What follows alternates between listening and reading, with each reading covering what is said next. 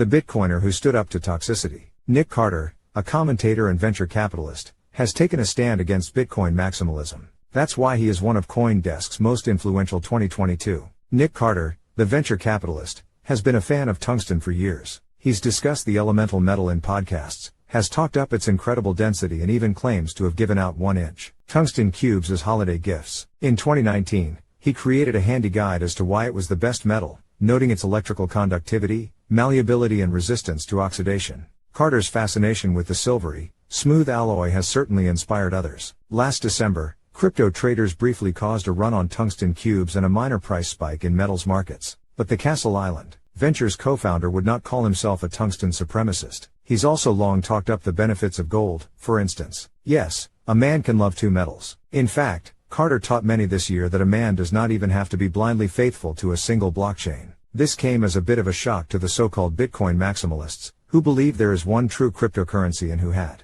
once, mistakenly as it turns out, counted Carter among their ranks. Backing up, in June, Carter took to Twitter to say his fund was excited to be backing at dynamic_XYZ, as a venture capitalist is wont to do. It didn't take long for Maxis to realize that Dynamic was a startup building a product for wallets on the Ethereum and Solana blockchains, not Bitcoin, and to begin criticizing Carter. Nic Carter, 30, a dual citizen of the UK and US, who grew up in the Washington, D.C. area, has spent the majority of his professional life in the crypto industry. He founded the premier data firm Coinmetrics out of graduate school and was Fidelity Digital Assets' first crypto analyst. By the time Carter, who has almost 350,000 followers on Twitter, founded his venture firm, which has committed hundreds of millions of dollars to funding crypto startups and raised 3 funds, he had begun to build a reputation as a Bitcoiner. On Medium, Carter wrote long pieces covering arcane and philosophical issues about Bitcoin. A particularly successful piece made predictions about what 2017 initial coin offerings, ICO, would fail. He wasn't far off. But Bitcoin wasn't Carter's only area of interest.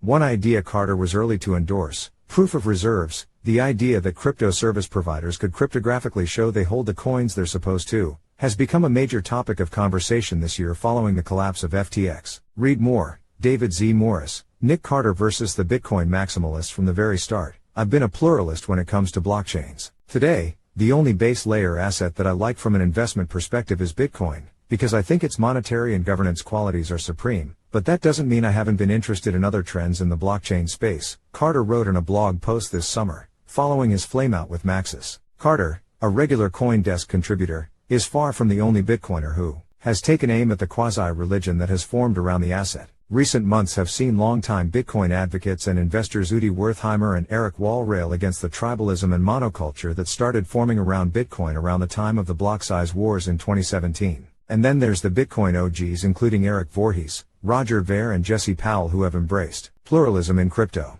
Carter, for his part, has not become an uncritical advocate of Web3, but recognizes that some core technologies like non-fungible tokens or decentralized identity could be broadly useful one day. The schism between crypto and Bitcoin is rarely about actual tech. Over the years, maximalists have convinced themselves that Bitcoin was digital cash, an inflation hedge and destined to become the global reserve currency. As each narrative is disproven, like the ignominious stock-to-flow model or halvening thesis, the views among a tiny sector only grow more extreme. These maximalists gladly called themselves toxic. Indeed, their worldview has become so twisted that some try to justify Bitcoin, a stateless monetary network, by claiming it's the only legal cryptocurrency, and calling for federal regulators to shut down other crypto projects. Others have taken to promoting dangerous lifestyles like raw meat diets. Carter wrote he was genuinely embarrassed to be associated with the increasingly radical culture around Bitcoin. He added most Bitcoiners are normal and good people, and that's why he is most influential, for taking a stand against the people giving